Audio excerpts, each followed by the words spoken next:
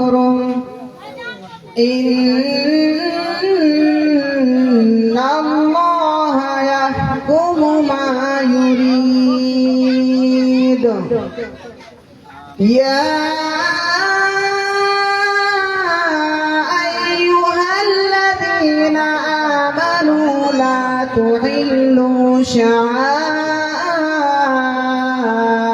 الله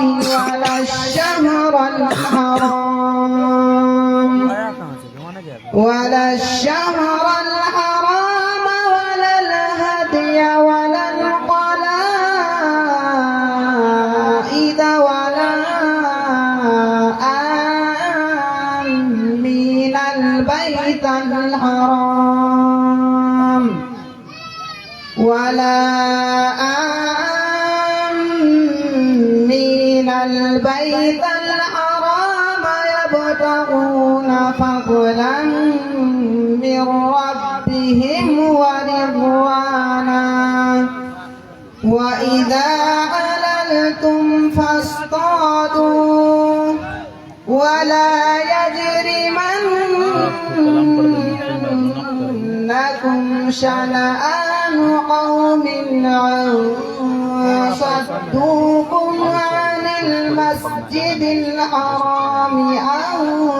تعتدوا وتعاونوا على البر والتقوى ولا تعاونوا على الإثم والعدوان واتقوا الله إن الله شديد العقاب صدق الله العظيم ما شاء اللہ جزاکم اللہ خیرا و احسن الجزاء۔ اس وقت قرآن کریم کی تلاوت ہم سب سماعت کر رہے تھے اور آج کے اس خوبصورت محفل کا خوبصورت آغاز ہو چکا ہے اور آج کے اس محفل کی کامیابی کی ضمانت بھی مل چکی ہے۔ اس وجہ سے کہ نبی پاک علیہ السلام نے فرمایا کہ جب کسی کام کا آغاز اللہ رب العزت کے نام سے کیا جاتا ہے، جب کسی کام کی شروعات خدا کے بابرکت کلام سے کیا جاتا ہے تو وہ کام مکمل ہوا کرتا ہے اور اس کام میں خیر و برکت کا نزول ہوا کرتا ہے۔ قرآن کریم، جیسا کہ میں نے آپ سے ابھی کہا کہ قرآن کریم کی آیتوں کی تلاوت باعث ثواب ہے۔ قرآن کریم کا پڑھنا، پڑھانا، دیکھنا، سننا، سنانا، چومنا، حتیٰ کہ قرآن کریم کو اٹھانا اور محبت کی نگاہ سے دیکھنا بھی ثواب ہے۔ دنیا کے کسی کتاب کے بارے میں، دنیا کے کسی گرنتھ کے بارے میں، دنیا کے کسی اور کتاب کے بارے میں، کسی رسالے اور میگزین کے بارے میں یہ بات نہیں کہی گئی کہ آپ اسے پڑھتے ہیں تو آپ ثواب پائیں گے، آپ اسے دیکھتے ہیں تو ثواب پائیں گے، لیکن قرآن کریم ایک ایسی کتاب ہے جس کے بارے میں آقا نامدار جناب محمد رسول اللہ صلی اللہ علیہ وسلم نے فرمایا کہ اے لوگو، یہ ایک ایسی کتاب ہے جب تک اس کتاب کو اپنے لیے اپنی زندگی کا حصہ بناؤ گے اور اس کتاب میں جو خدا نے احکام کو نازل کیا ہے اس احکام کے سائے تلے اپنی زندگی کو پروان چڑھاؤ گے، اپنی زندگی کے قیمتی لمحات گے، اور اب تو یاد رکھنا پوری دنیا کی طاقت آپ کو گھرانا چاہے، پوری دنیا کی طاقت آپ کو ذلیل و رسوا کرنا چاہے، پوری دنیا کی طاقت آپ کے لیے مختلف ہتھکنڈے اپنانا چاہے، پوری دنیا کی طاقت آپ کو سازشوں کے زنجیر سے جکڑنا چاہے، لیکن آپ کا رب آپ سے وعدہ کرتا ہے کہ میرے بندے، جب تک تمہارا ایمان قرآن پر ہوگا، جب تک تمہارا ایمان ایمان قرآن احکام پر ہوگا اور جب تک تمہارا عمل قرآن احکام پر ہوگا دنیا کی ساری فسطائی طاقت ایک طرف زیر ہوگی اور تم ہمیشہ زبر ہوگی۔ یہ قرآن کریم کا اعلان ہے۔ آج جس کتاب کو مسلمانوں نے چھوڑ رکھا ہے اور جس کتاب کو مسلمانوں نے یہ سمجھ لیا کہ صرف اور صرف ثواب حاصل کرنے کے لیے میت کے لیے اصالہ ثواب کرنے کے لیے کبھی کسی پر اگر کوئی جن و شیاطین کا حملہ ہو جائے تو اس کو دفاع کرنے کے لیے اس کو بھگانے کے لیے قرآن کریم کی آیتوں کا سہارا لے لیا جائے، قرآن کریم کی آیتوں کو پڑھ کر کم کر دیا جائے، بس اس کا حد تک محدود رکھا ہے۔ لیکن نہیں، قرآن کریم وہ کتاب ہے جب ہمارا عمل قرآن پر ہوگا تو دنیا کی ساری طاقت ہمارے سامنے ہوگی۔ آپ اٹھائے دورے رسالت مآب صلی اللہ علیہ وسلم کی تاریخ اور آپ کو یقین ہوگا کہ صحابہ کرام کے زمانے میں دور رسالت میں نبی پاک علیہ السلام کے زمانے میں صحابہ کرام ایک ایسی جماعت تھی جب تک وہ ایمان میں داخل نہیں ہوئے تھے قرآن کریم کی آیتوں کو پڑھنا اور سمجھنا نہیں سیکھا تھا اور قرآن کریم کی آیتوں کے سائے تلے اپنی زندگی کو گزارنا شروع نہیں کیا تھا۔ اسی عرب کی سرزمین پر اس جماعت کو حقیر و ذلیل سمجھا جاتا تھا اور ذلت و رسوائی کی نگاہ سے اس جماعت کو دیکھا جاتا تھا۔ لیکن جب قرآن کریم کے دامن میں اپنے آپ کو کیا ہے اور قرآن کریم کی آیتوں کو پڑھنا شروع کیا ہے، قرآن کو سمجھنا شروع کیا، قرآن کے ترجمے اس کے تفاسیر کو اپنے گلے سے لگایا اور سینے سے لگایا، تو آپ کو یہاں پتا ہے کہ اللہ رب العزت نے کیا انعام دیا ہے کہ رضی اللہ عنہم ورضوا عنہ، کہ میرے صحابہ آپ مجھ سے راضی ہو جائیے میں بھی آپ سے راضی ہوتا ہوں۔ یہ قرآن کی برکت ہے۔ اور صحابہ کے لائبریری میں آج تو مختلف لائبریریاں سینکڑوں لاکھوں ہزاروں کتابیں لائبریری میں موجود ہے، لیکن صحابہ کی زندگی میں، صحابہ کی لائبریری میں، صحابہ کے کتب خانے میں قرآن کریم کے علاوہ کوئی کتاب موجود نہ تھی۔ لیکن آپ دیکھیے کہ جب صحابہ کرام نے قرآن کریم کی آیتوں پر عمل کیا ہے تو قیصر و کسریٰ کا تاج بھی صحابہ کرام کے قدموں میں خدا نے لا رکھا ہے۔ اسی لیے مسلمانوں حقیر سمجھ کر جسے بجھا دیا تو نے اسی چراغ کو جلاؤ تو روشنی ہوگی۔ جس کتاب کو ہم نے پسے پشت ڈالا ہے، آئیے ہم سب وعدہ کرتے ہیں کہ قرآن سے اپنے رشتے کو مضبوط کریں گے انشاءاللہ۔ قرآن کو صرف ماہ شعبان کے لیے خاص نہیں بلکہ مہینے سال کے 12 مہینے کے اندر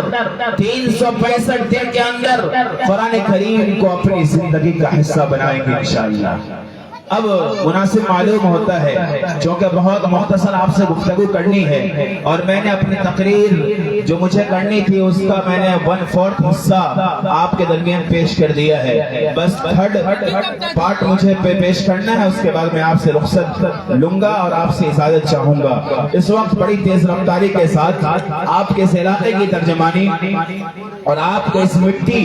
کی ترجمانی اور آپ کے اس پورے علاقے کی نمائندگی جس شاعر اسلام نے، جس مداح خیر الانام نے دنیا شعر و ادب میں کی ہے، وہ آپ کا لال ہے، اس مٹی کا سپوت ہے، جن کے بارے میں کہا کرتا ہوں کہ اگر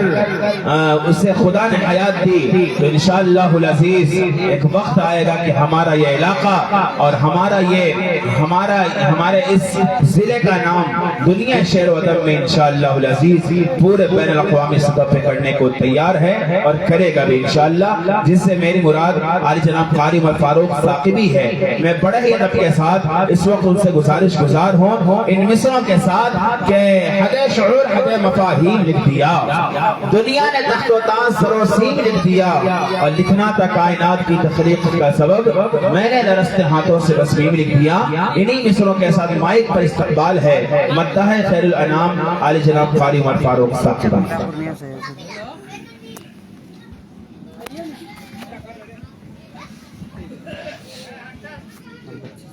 السلام علیکم ورحمۃ اللہ وبرکاتہ۔ معزز سادہان کرام، دائس پر تشریف فرما معزز و موقر علماء کرام اور بڑے بھائی عالی جناب حضرت مولانا امتیاز احمد صاحب رحمانی دامت برکاتہم العالیہ، جو یہ آنے میں بہت ہی دشواری مجھے لگ رہی تھی کہ ہمارے بڑے بھائی علی جناب مولانا امتیاز صاحب یہاں نہیں پہنچ پائیں گے، لیکن میرے اصرار پر علی جناب حافظ محمد حمزہ صاحب کے اصرار پر اور جناب مناظر صاحب کے اصرار پر ان کی حاضری ہوئی ہے۔ میں بھی آپ کے بیچ چکمکہ ضلع پورنیہ سے چل کر آیا ہوں آپ کی محبت میں، آپ کے دیار محبت میں، اور علی جناب مناظر صاحب کی دعوت اور ان کا قول جامع یقین جانیے یہ باعث فخر کی بات ہے، اور آنے پر مجبور کیا، اور حافظ حمزہ صاحب نے دعوت تقریباً 3-4 دن پہلے ہی کہا تھا، اور نہ آنے کے موڈ میں تھے کہ اس کی وجہ یہ تھی کہ آپ کو لوگوں کو معلوم ہے کہ ابھی چکمکہ میں ایک بڑا اجلاس ہوا تھا جس میں ہم لوگوں کو تھکاوٹ سے محسوس ہو رہی تھی، لیکن آپ لوگوں کی محبت میں یقین جانیے آپ تمام لوگوں کے بیچ ابھی میں ڈاس پر ہوں۔ ابھی مولانا امتیاز صاحب نے کہا انشاءاللہ اگر حیات سے ہے تو آگے آنے والے دن میں پورے علاقے نہیں بلکہ پورے دنیا کا سفر کریں گے۔ کیا امتیاز دے کوئی مروانے کا ارادہ تو نہیں ہے؟ نہیں بھائی، حاضر کرتا ہوں، ملاحظہ کریں۔ دیکھیے 4 مصرے پڑھتا ہوں، آپ تمام لوگ کو شریک کرتا ہوں، بطور خاص حاضر کرتا ہوں، ملاحظہ کریں کہ اے زہرا کے بابا سنے جا، اے زہرا کے بابا سنے جا، مدینہ بلا لیجیے، مدینہ بلا لیجیے۔ مولانا جب آپ کی خوشی گاؤں کا طالب حاضر کرتا ہوں، ملاحظہ کریں کہ اے زہرا کے بابا سنے جا، مدینہ بلا لیجیے، مدینہ بلا لیجیے، کہیں میں نہ جائے تمہارا مدینہ بلا لیجیے۔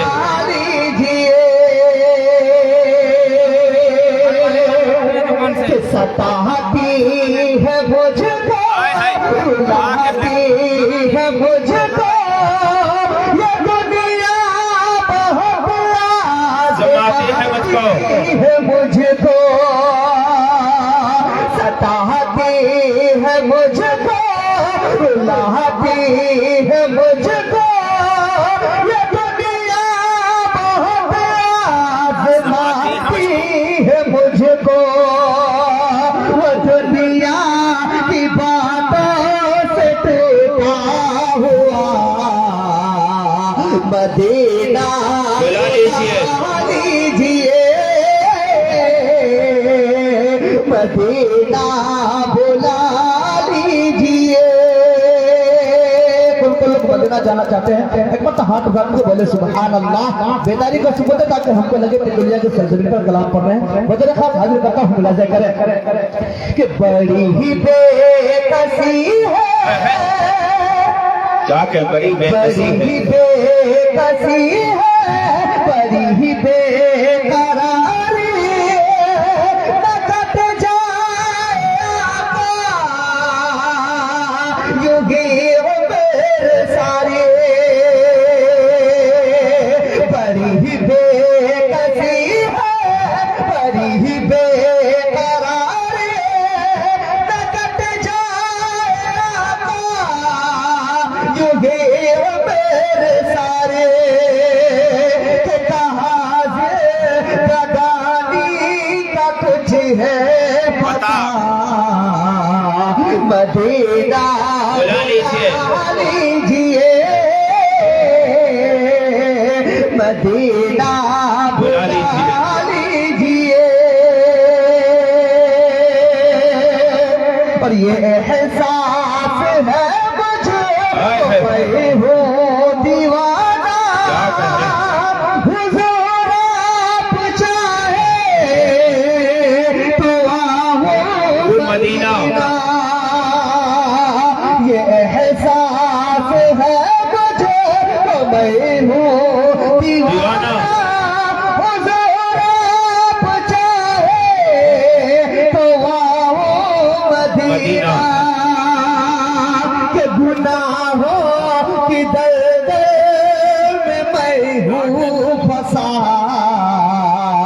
مدینہ بلا لیجئے مدینہ بلا لیجئے وہ رمضان تیرا وہ دہلان تیرا وہ اجرا وہ زمزم یہ مہمان تیرا تیرے در پہ افطار کا وہ مزہ مدینہ بلا لیجئے ارے بابا سبحان اللہ سبحان اللہ تیرے در پہ افطار کا وہ مزہ مدینہ بلا لیجئے لیجئے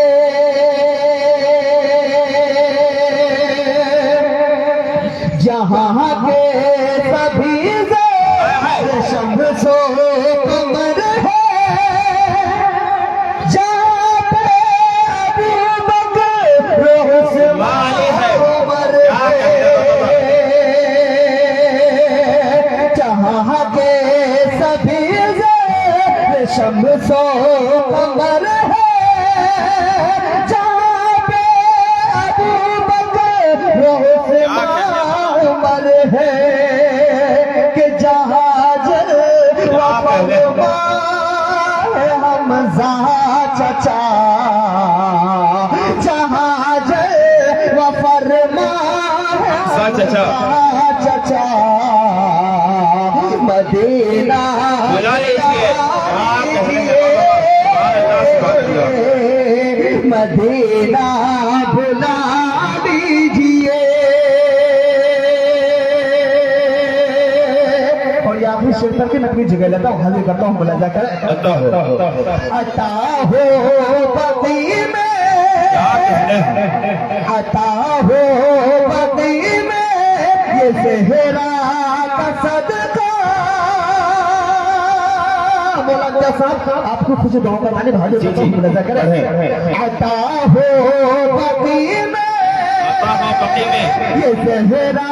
کا صدقہ مجھے موت وہی کاش آقا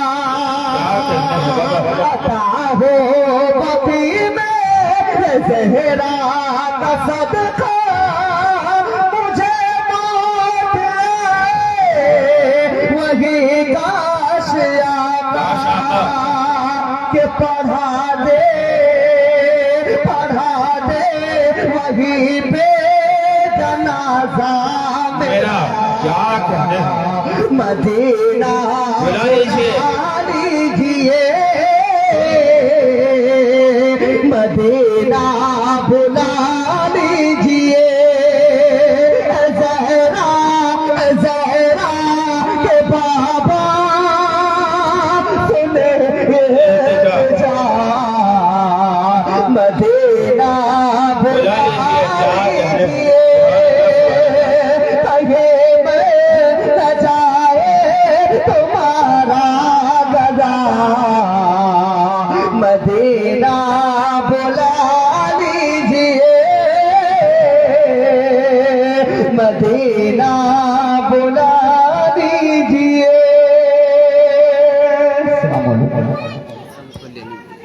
ماشاء اللہ یہ تھے علی جناب قاری عمر فاروق ثاقبی واقعی جو میں نے تعریف کی ہے وہ بیجا نہیں بلکہ بجا کی ہے وہ دن بھی مجھے یاد ہے جب ان کا سفر شعری دنیا میں ابھی شروع ہوا تھا اور آج تقریباً 2-3 سال کے بعد جو خدا نے تبدیلی عطا کی ہے وہ آپ سب کی نگاہوں کے سامنے ہے جب اس علاقے کی نمائندگی کی بات آتی ہے تو خصوصاً میری پہلی کوشش ہوتی ہے اور ضلع سپول کی ترجمانی دنیا شعر و ادب میں جتنے شعراء نے کی ہے ان میں ایک نام انشاءاللہ جڑنے کو تیار اور جڑ بھی چکا ہے پورے ریاست بہار کا اس وقت سفر قاری صاحب فرماتے ہیں، اور بہت جلد انشاءاللہ بیرونی سفر بھی ہونا ہے۔ آپ سب کی دعا رہے تو انشاءاللہ العزیز آپ کے اس مٹی کی خوشبو بہت دور تک پھیلے گی انشاءاللہ۔ اور جو حسرت، جو تمنا، جو شوق اور جس خیالات کا اظہار آپ اس وقت نہیں کر پا رہے ہیں، آنے والے وقت بھی آ رہا ہے کہ آپ ان تمام خیالات کا اظہار کریں گے، اور بہت سارے لوگ کر بھی چکے ہیں کہ بہت جلد انشاءاللہ اس علاقے کی مٹی کی خوشبو بہت دور تک پھیلے گی۔ چونکہ میں آج کس حیثیت سے حاضر ہوں مجھے بھی پتہ نہیں ہے، لیکن جہاں تک میں سمجھتا ہوں کہ تقریر کے لیے مجھے بلا لیا گیا ہے اور بالجبر میرے ذمے نظامت ڈال دی گئی ہے۔ چونکہ عام طور سے جلسے کی نظامت میرے ذمے ہوتی ہے، تو آج اسی ہول سیل ریٹ میں مجھے استعمال کرنے کی کوشش قاری صاحب نے بھی کیا ہے اور امام صاحب نے بھی کیا ہے۔ بہرحال اس وقت چند